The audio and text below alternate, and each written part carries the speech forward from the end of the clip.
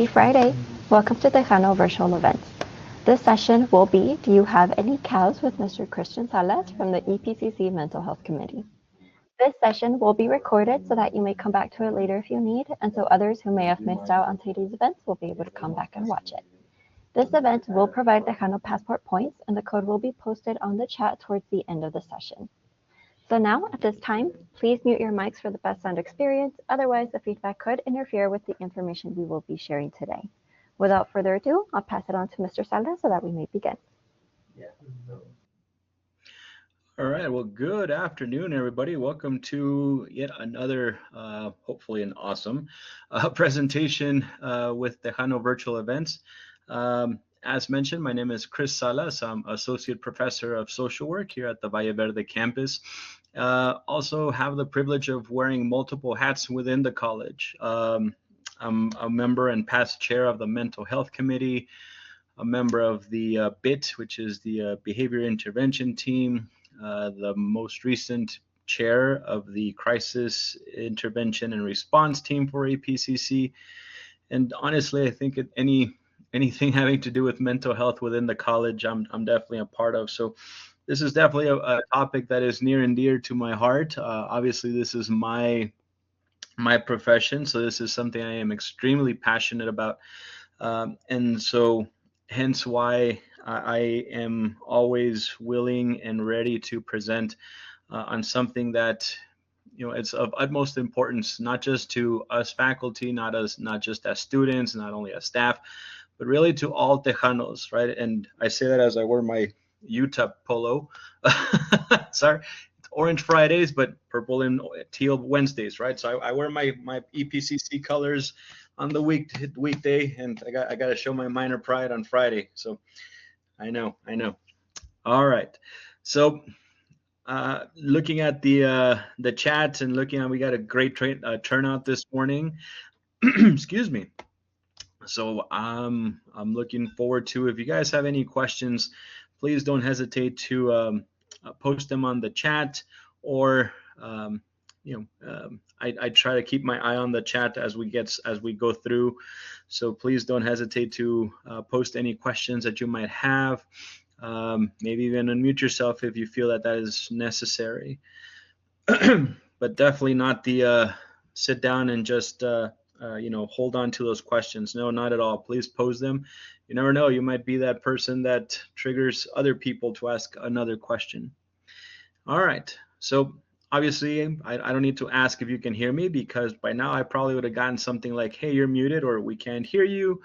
And I've gotten some responses already on chat, so I think we're good.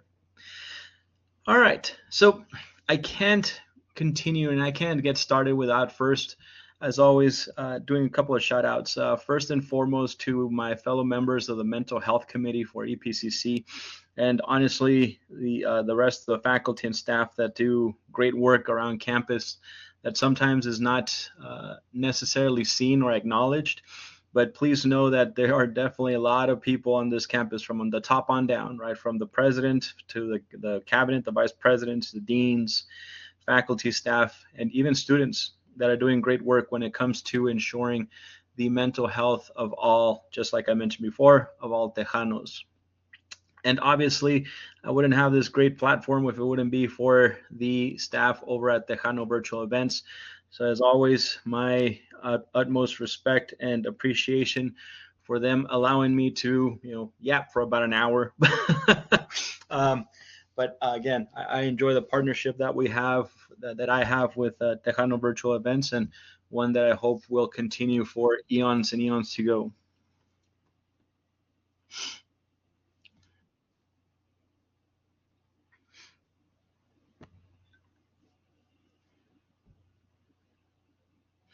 All right, sorry, I was just catching up with So I like to start off always by talking about the, talking about the spoilers. If you've ever been to one of my presentations, it's always my way of saying, hey, this is what I'm going to be talking about. Hopefully it's what you signed up for, what you thought it was. And hopefully it's not like, oh man, that's not what I thought it was going to be. So we're going to start off with just really quick talking about the difference between mental health and mental illness. then really getting into the meat and potatoes, right? Talking about cows. Yeah, we'll hit some steaks. Maybe it's around lunchtime. Uh, don't worry, we got various options. Also talk about who and how and why these cows can happen and occur, and really finishing up with what we can do to help, how we can be assist, how can we assist people that are having cows, right? Um, if you are a fan of The Simpsons from back in the 90s and so, you might already kind of have an idea of what I'm talking about. All right, so let's start off with some definitions. That way we're all on the same page, right? Sometimes we use mental health and mental illness interchangeably, right? We tend to use it as almost the same thing. It really isn't, right? Let me give you an example. Let's say this morning you were on your way to class or to work, right? You're dropping off a kid, your kids, picking up something, you were doing chores, whatever. And on your way, you're driving down I-10. Someone decides to enter your lane without the blinker. It's common from what I can gather. Makes you kind of hit the brakes a bit. Your coffee or whatever drink you have kind of spills all over your dash, spills all over your passenger side. You're pretty ticked, right? So it kind of puts you on edge. You're probably telling them and saying this and saying that in every impossible way and creative way that you can tell somebody something. You get to your destination, you're still a little heated. You might be a little short-tempered, right? And it throws you off for a bit, right? People might notice that you're a little on edge. People might notice that, hey, everything all right? You good? And that could potentially last, maybe a couple hours. If you were going on your way to school, maybe you ended up getting there a little late because you were cleaning your car. Maybe you ended up having to park a little further than you usually do. By the time you get to your class, your professor has already started, and when you walk in, you kind of get that, the evil eye kind of look as you walk to your desk, to your chair, and even your friends like, how come you were late? And hey, what happened? What's going on? Anyways, so it throws a wrench, right? But maybe by lunchtime, maybe by right now, maybe by this afternoon, you're good. It's past. You're able to manage it. You're able to, through you're like, I don't even know why I'm mad anymore. It's just, it was what it was, like whatever. Now it gives me a reason to clean the car. I didn't even like the coffee I made this morning. Whatever, but you're able to manage, you're able to deal with whatever situation, circumstance you were dealing with in the morning, right? Well, that's a mental health issue. We go through those on a daily basis, right? You're waking up and all of a sudden you stub your toe on the bed post, or I don't know, you're getting ready and you drop something on your shirt and you got to go change. These are things that we deal with on a daily basis, but we are able to manage these situations. Yeah, stressing for a test, right?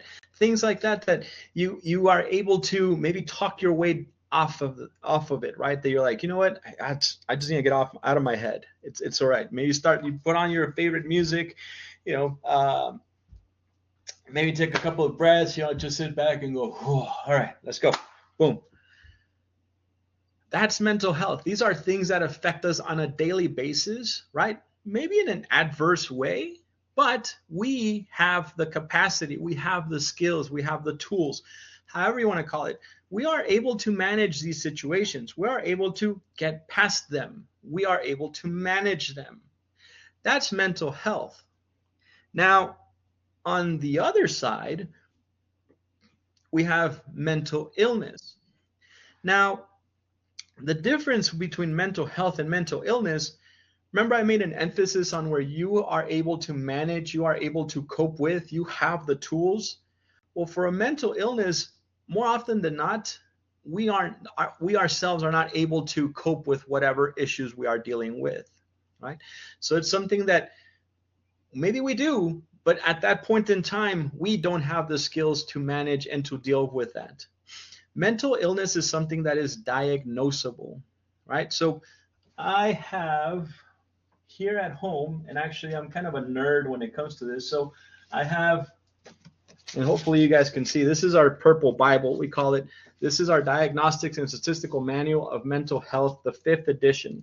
This has the diagnosing criteria for every mental health disorder that someone could potentially be diagnosed with.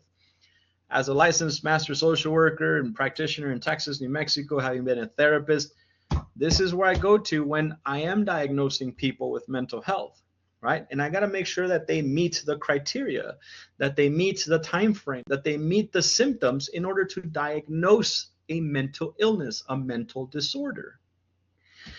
More often than not, and you are all more than welcome to sign up for our classes over in the social work program, but when we talk about abnormal behavior and mental disorders and such, that's what we mean, right? There is a diagnosis, there is a criteria, and more often than not, there's a time frame that comes associated with this. In other words, this has been a prolonged issue. This has been something that has been building up or has been present in somebody for X amount of days, X amount of weeks, months, right?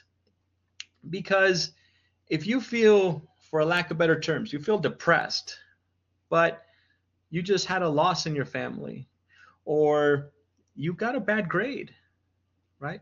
Or you were in an accident and now you don't have a car, and there's issues that kind of tumble from that, right? That snowball down. But eventually you are able to, you grieve the loss of your family member, and from grieving comes celebration of their life, right? Passing on what they taught you. You've got a bad grade, you talk to the professor, maybe there's extra credit, right? The lovely two-word phrase that every student loves. I sure did as a student. The insurance kicks in, you're able to get a new car. So again, there's things that you are able to manage and things that you don't need any other type of assistance. That's not diagnosable. That's more mental health than mental illness. So to really drive the point home, mental health, we all deal with mental health on a daily basis, right? We all experience, it's my decision. How am I going to feel? How am I going to do something? And then, I do something to make myself feel better, pump myself up, kind of, as they say, pick myself up from the bootstraps kind of thing. When I'm not able to do that, and that festers and that progresses, and I'm not able to cope with that. I'm not able to move on from that. And it keeps infecting me, not only at home, but maybe at work, at school, with my interpersonal relationships. Then we start looking at a diagnosis. Then we start looking at potentially a mental illness. So that's really the differential between between mental health and mental illness. Mental illness is that which is diagnosable in someone who is not, or where someone is not able to cope and manage with a situation on their own.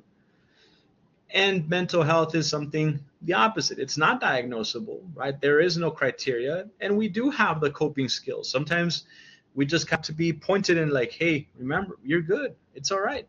Right? It's like my baby boy. He falls down. He's like, kind of looks at us like, are you okay? Uh-huh. All right, Papa, let's go. Okay. Right?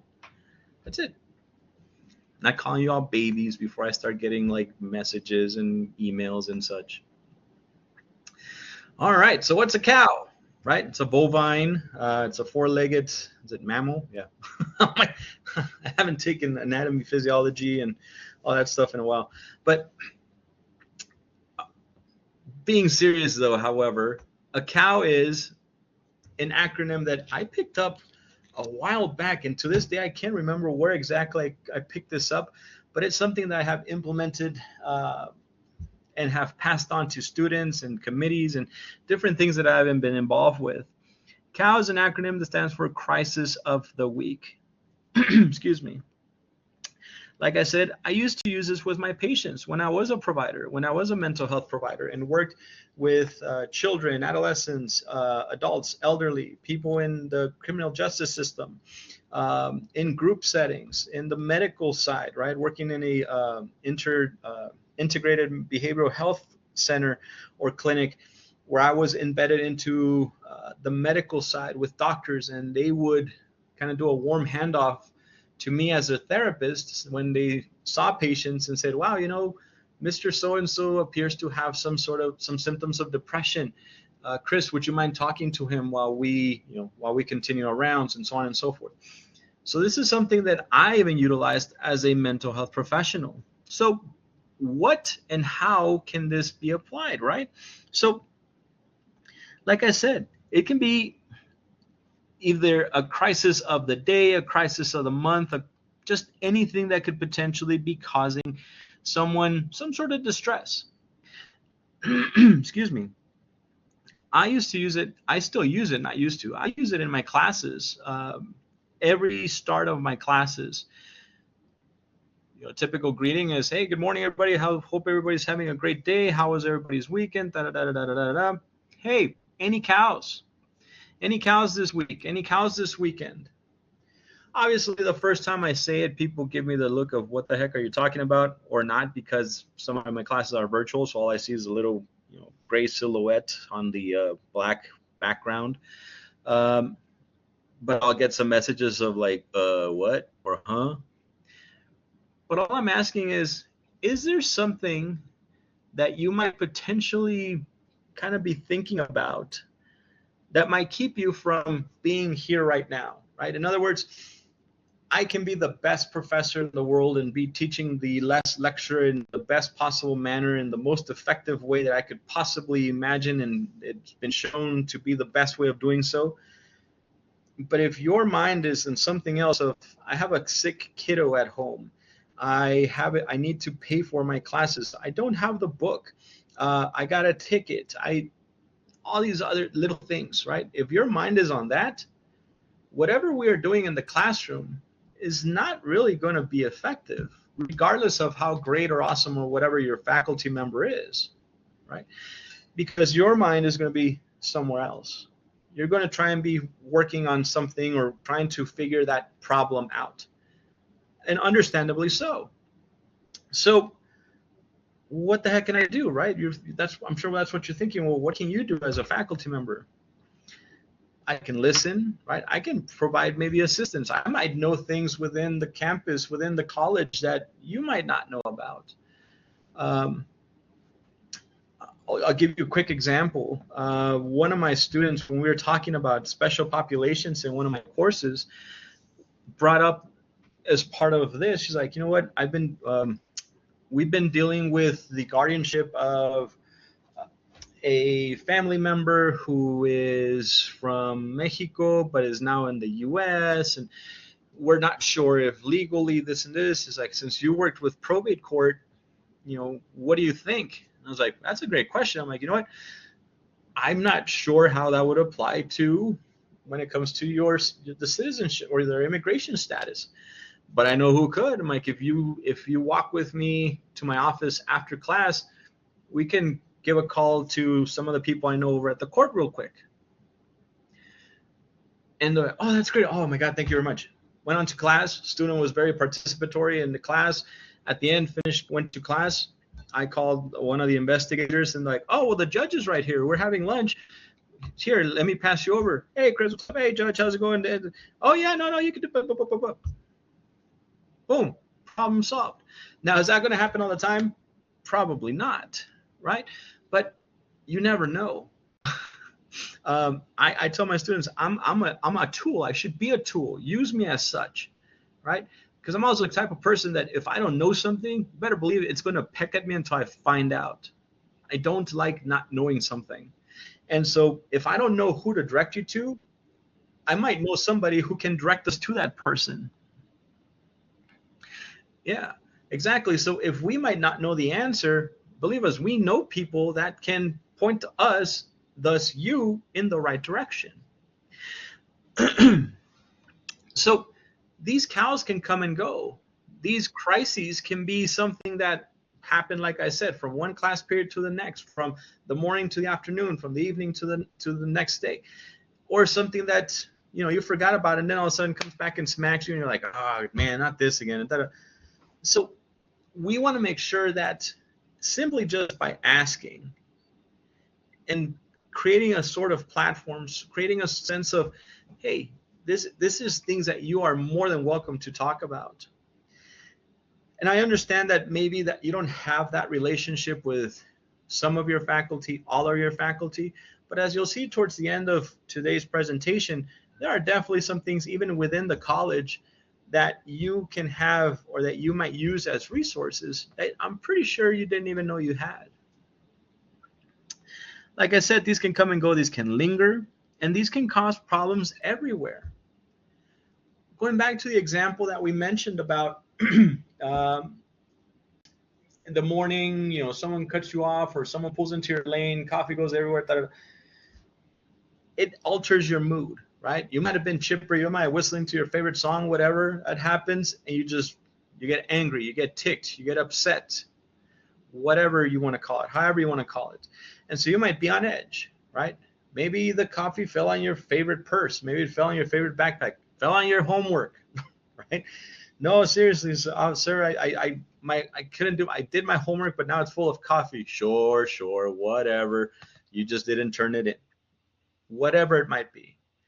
So these things can really start affecting you, right? What affected you just inside is now affecting you in the classroom. Well, that can linger on, and next time as you're talking to your friends, you might get snappy with them. And so that's affecting you in your interpersonal relationship. You go to work, maybe you snap at your coworkers. Maybe your focus is on this because of how crappy your day is. And now you're not focusing on what you're doing, and you might make a mistake. And so now it's affecting you at work. So again, see how these can potentially snowball. Now, will that be something that happens every time? No, definitely not, right? We all deal with things on a way different level. You could be a student that gets a 70, and you have another student that gets a 70, and somebody goes like, whew, I passed. And someone goes, oh my God, I've never gotten a 70 in my life.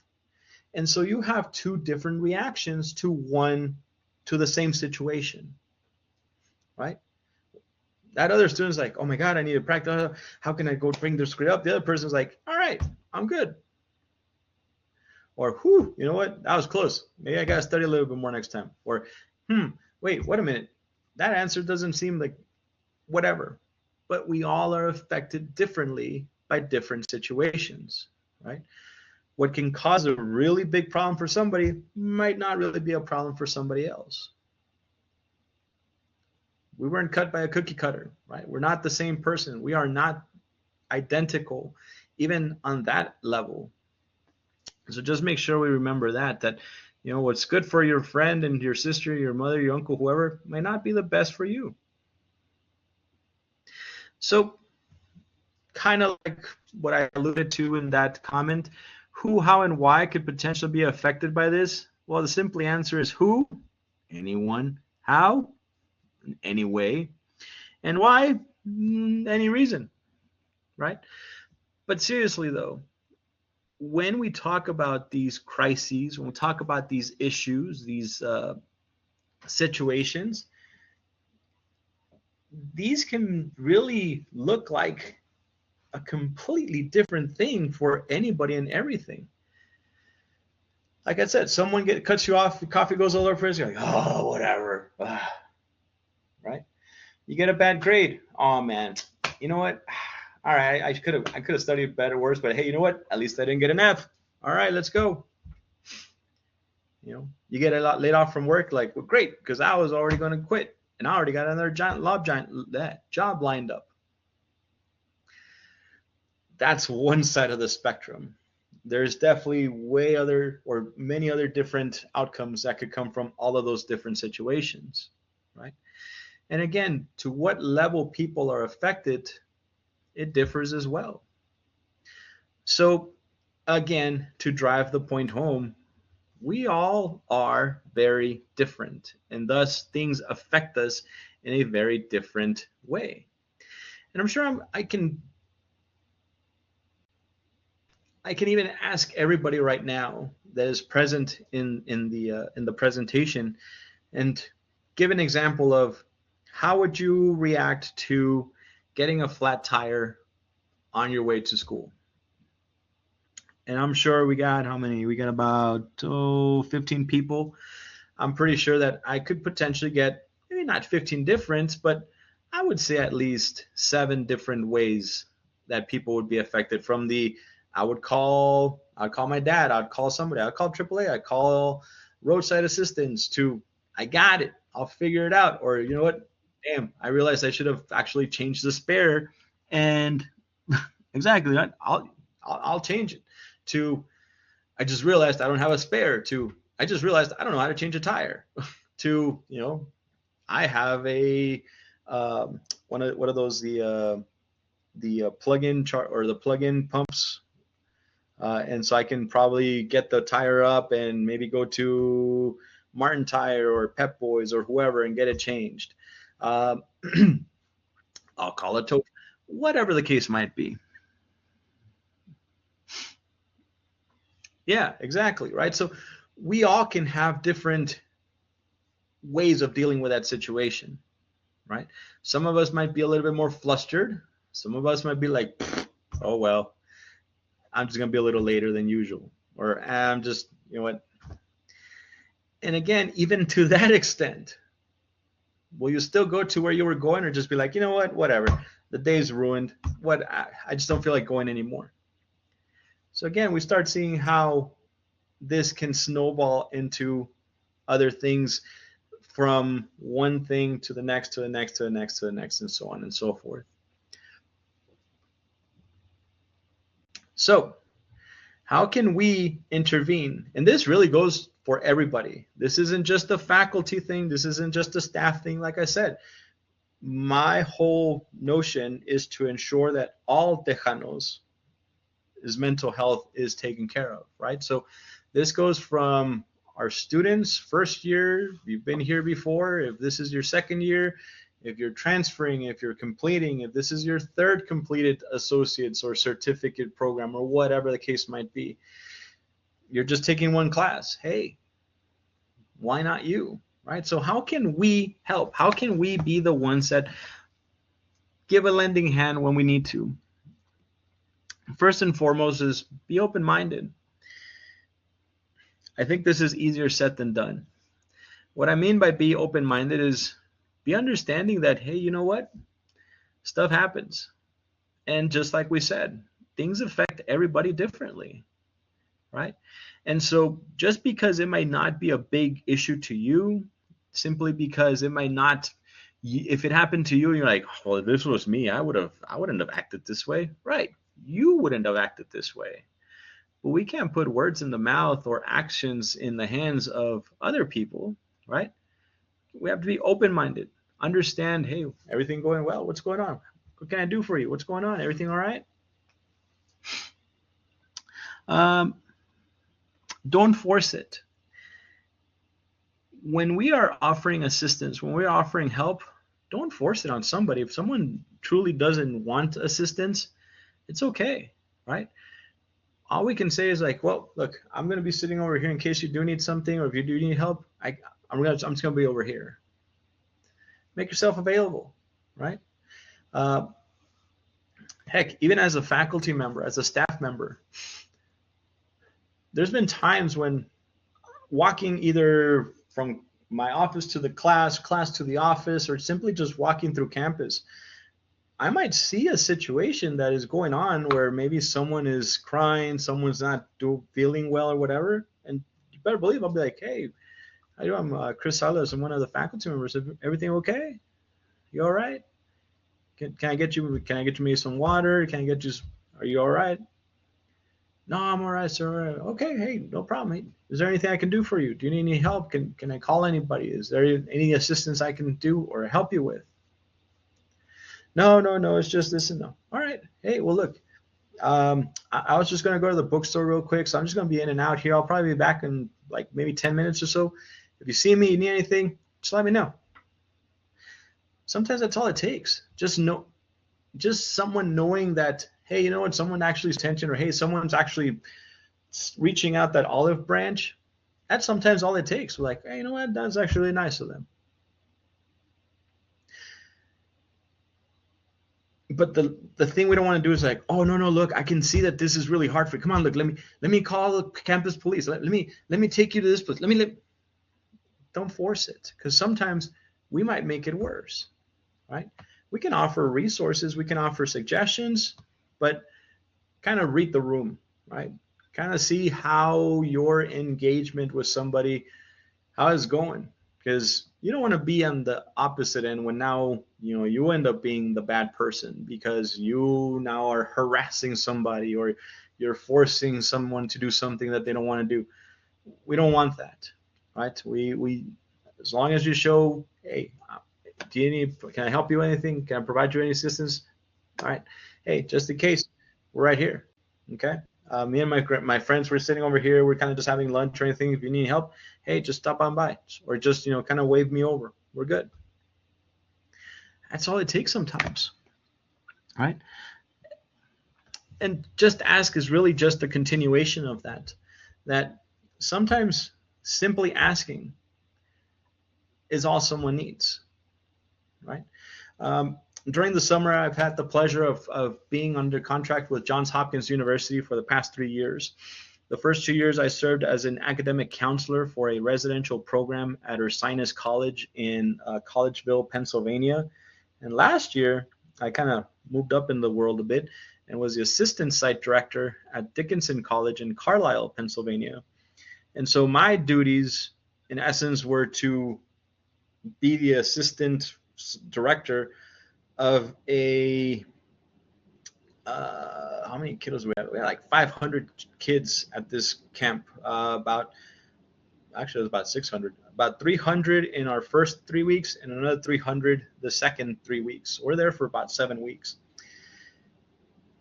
And our camp was not the only one that was running at the same time. There was actually the Central Pennsylvania Ballet Academy or something along those lines was using the facilities at the same time that we were. Well, on our way out from breakfast one time, there was one of the ballerinas, one of the girls that was, and she was crying, she was sobbing. And so myself and our site director, we stopped and we're like, hey, so is everything okay?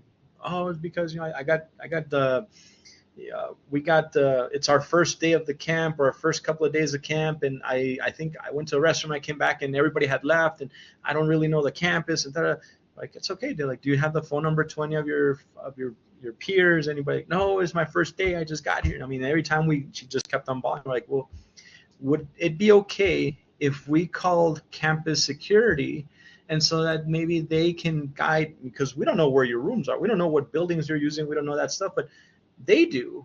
Is that okay with you, or would that really make it worse? Like, no, that'd be fine. It's okay. So we called campus security. Campus security came in. We let them know. We stayed there until they were able to figure out where she needed to go. She was very appreciative of that. Their camp directors were very appreciative of that. So again, whether you're a student, whether you're at the top, right? There's this image that has Walt Disney walking around Disneyland in about 1960 or so, and he has this cup of coffee, and he's picking up a bucket of popcorn to throw away in the trash. And that's been Disney's thing from ever. That if you see it, do it, right? That there's nothing that the president, CEO, executive director, and chairman of the board, whatever, of Disney wouldn't do that the brand new employee that is working the grounds wouldn't do, right? That no matter what level you are at, they're willing to do it. So I ask that of everybody, that simply ask sometimes. That really goes a long way. Now, this is where I don't expect everybody to be or become a therapist overnight, or to be an expert into what is available or what is not available, not only within EPCC, but even within the community. But take, for example, at EPCC, what are some of the resources, right, that are available to us as students, or to you as students? Well, our EPCC counselors, right? Don't see them as just academic counselors, people that you go to when you need to get your schedule changed. Believe it or not, our counseling staff are either licensed professional counselors, LPCs, licensed master social workers. So either you have a counseling department that might not be what you consider or think of as a counselor, as a therapist, but they can intervene in crises, right? If there's a crisis on campus, they can intervene. There's other aspects of the campus. Again, I'm part of a few of these that if there's any issues that could potentially even come to my desk, right? But definitely know that the mental health of our students is really at the forefront and something that is championed by from President Serrata on down to his vice presidents, down to his deans, to his faculty, and again, just to show that this isn't just a catchphrase, isn't just a gimmick. No, the college has really made a strong stance on ensuring that the mental health of all our students is at the forefront. And again, not just our students, but all Tejanos. So not only our EPCC counselors, but there's even the mental health awareness website that has resources available to you. And the newly created EPCC Cares. EPCC Cares was something that for the longest time, even when I came on here, we talked like, hey, there's this initiative that's coming up. Hey, there's this initiative. Well, it's here. It took some time, but we got it going. EPCC Cares is, in essence, our counseling center. We have hired mental health providers to provide some sort of mental health counseling for students at their campus. Currently, we have counselors that go between Mission del Paso, Northwest, and not Rio Grande, sorry, Valle Verde, right? That's phase one. We're hopefully looking at hiring some more providers and thus having 2 at each of those 3 campuses. Once that happens, then we move on to phase 2, which is having providers at Trans Mountain and Rio Grande. Our phase 2 would make sure that we had 2 therapists or 2 mental health providers at each of our 5 main campuses. Our final stage, stage 3, would be not only having mental health services, but also including social services. So if, for example, you are having issues with insurance, if you're having issues with food insecurities, right? They might connect you with things like the Tejano Market, right, which is our pantry, with the Kelly Foundation food pantry, housing assistance, how to sign up for CHIP, right, for the childhood insurance plan for El Paso, how to look for or getting appointments through maybe Centro San Vicente, Centro La Fe, getting referrals to outside agencies for mental health if it's something that might require a diagnosis, prescription assist. Again, things that would cause issues for our students and could potentially keep you out of the classroom and thus keep you out of graduation, keep you away from completing that goal that you have in mind, right? So these are things that have materialized because of the strong sense of community that we have and the strong sense of the strong understanding of how mental health really impacts everyone on our campus. I can tell you, if the faculty member is not completely there and they might have, your class is not going to go well, right? So us as faculty, we also got to understand that, just because we wear that faculty hat and the professor hat and everything that, oh, well, our students, no, man. I have students that are parents. I have students that are grandparents. I have students that are brothers, sisters, siblings that are the providers, that are the ones that are taking care of family. I got students like, Ms. Salas, I had this family emergency. I'm so-and-so in this part of Texas, or I'm in this part of the country right now. I'm so sorry. I'm like, hey, family comes first. Just let me know what I can do. Right? So again, we got to watch out for each other. And hopefully knowing some of these resources that are on campus can not only boost your confidence of knowing like, oh, I have a place to go to, or even boost your confidence of knowing where to refer people if they do have some sort of issue or problem. EPCC Cares has a website, and if anywhere on campuses, you'll see now that right next to the water fountains, there's a QR code. And one of those QR codes is for the EPCC Cares website. You can schedule an appointment with one of our mental health providers. You are eligible, I believe, up to 8 sessions, and this can include even family members of our EPCC community. So again, if you feel that someone needs assistance, needs some help, that's definitely something that can be a load off your shoulders, and you can concentrate on going to class, doing the work, so you can get that piece of paper and then go off and move higher up in the labor force, or as they call it, social mobility, right? Kind of moving up the ladder per se. Now, believe me, there are many more, and maybe that would be another one. And I think, if I recall correctly, Claudia, one of our providers for or at EPCC Cares, is actually doing some face-to-face workshops towards the end of this month and the month of October at some of the campuses, actual face-to-face workshops that will be geared around that, not only understanding what resources are out there, but also providing some sort of service to our students in kind of real time. Yep. And so to finish off, it's also, excuse me. Let me go back here. Whoops. Sorry, sometimes I get my computer goes a little funky. So believe it or not, it's okay not to know as well, right? Like I said, I'm not expecting everybody to become therapists and mental health providers overnight. So if you're not sure and you're like, oh my goodness, why did I even ask? Some of the easiest things that you can do at that point in time is just validate people's feelings. So you're like, you see someone crying, it's like, I can see that you look upset. You seem a little sad. Is there anything I can do? Oh my God, wasn't this and this and this? Wow. I know that there's some people on campus that can pretend that, if you need help, that, they can help you out. But, if you want to kind of just vent, go for it. Right? I got a couple of minutes. Can someone send the EPCC mental health awareness? Yeah, I could definitely go. I can look that up. Oh man, look at that. See, this is why Patricia and her crew are the best, because they like have all this stuff. I'm like, yeah, let me look it up. Boom, there you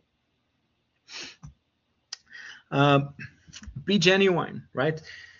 Be present. Know that. Know that. Oh my goodness. You can show, or you can sense when someone's being fake, when someone really doesn't want to do something, compared to when someone really wants to actually help and be there with you, right? So you're like, hey, you know what? I'm really sorry. Like, look, I really don't know, but man, I can help you find something, right? I've had people that sometimes stop me. Maybe I look professor-esque, right? Usually I have a button up and a tie and such. And I've had people like, oh, I'm sorry, sir, do you know where this building is? And I'm like, no, but give me 2 seconds. Boom, bust out my phone, look up on the map. I'm like, oh, it's right there. Is this one over here? Or this is where this class is? Oh, thank you very much. Yeah, sure, no problem. 2 seconds. Okay, maybe 3 or 4 seconds, but it doesn't take that long to be a decent human being. Be present. So not just be genuine, but if you're going to dedicate 3, 4, 5, 10 minutes to somebody, be there for 3, 4, 5, 10 minutes, right? Be present, be there, be an active listener. Like we said, listen, don't just hear.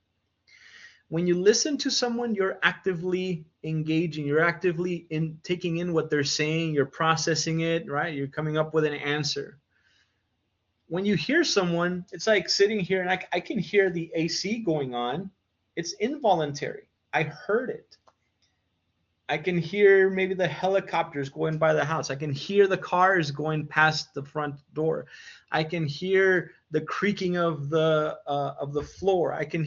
Those are things that are involuntary. I'm not making it a point to hear that. But when I listen to someone or something, right? If I'm listening to music, I'm like, yeah, oh man, these rhythms or this lyric right here or this. I'm voluntarily listening to something. I'm putting attention to it. So be active, be an active listener, be or do something voluntarily, right? That you're actually doing it for the sake of doing it, rather than just like, oh yeah. I tell my students, I'm like, imagine if I'm giving the lecture in the middle lecture, if you can see my picture right now on my screen. All right, guys, today we're going to talk about the, what are we going to talk about? We're going to be talking about the mental health and mental, one second. Yeah, so if you look at the PowerPoint, that shows I don't really care what the heck I'm doing, right? I'm just kind of going through the motions. Hey, just for the next 5 minutes, read the first example, and we'll get back. All right, let's see. Then I'm not really being present. I'm not being genuine, and obviously I am not paying attention, right? So again, it's okay not to know, but be a decent person, be a decent human, and for the time that you are volunteering that time to assist someone, really be there, right? And I really don't mean that in any disrespect. I know sometimes people take that like, well, it's not that easy. Yeah, I know, believe me. And I'm not going to look back and say like, oh, this person could have. No, man, I got nothing against. If you're helping somebody, man, my hat's off to you, right? At whatever level. If you're just there and sitting down next to somebody because you felt they were a little lonely, or invite someone over to sit with you guys, pick up the papers that fell from someone's notebook, someone left their keys, you tell them, hey, you forgot your key. That's helping somebody. That's avoiding someone having a meltdown. Yesterday, I went to go work at Starbucks, and I moved from one table to the next. I forgot my keys on the table. And the little boy picked them up, and he was going to take them to the front, to the cashier. And he's like, oh, someone forgot their keys. And I saw him like, oh my God, buddy. I'm like, those are my keys. Thank you very much. And he's like, oh, you're welcome. He's like, I like your keys. Oh man, you saved. I would have. And even his mom's like, I'm sure that would have been a very heart reckoning moment. I'm like, oh, you have no clue. I'm like, I would have torn this place upside down. Thank you very much, buddy. Much appreciated. Man, the little grin that he had, that was priceless, right? He helped somebody. So be that little kid to somebody. All right. I know we're kind of around that time, so without any further ado, any questions, comments, concerns that you all might have before we kind of hit the last bit here. And again, please feel free to put any questions, any comments on the chat. Again, thank you, Patricia, for putting the website up there for me. Excuse me. Any questions, comments, concerns? Norma, you are very welcome.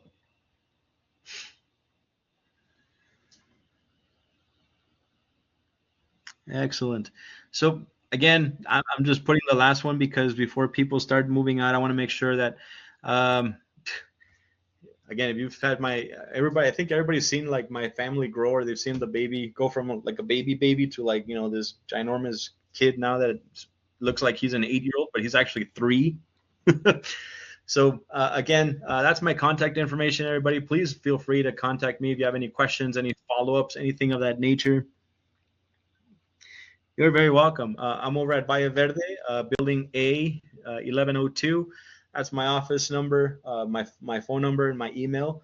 If you guys have any questions, comments, concerns, can't find the EPCC Cares tag, or anything else, please, by all any means, don't hesitate to shoot me an email, send me a text, call, whatever. Excuse me. And okay, now I'll really be quiet. And any questions, comments, concerns that y'all have, please, by all means, don't hesitate to post them on the chat.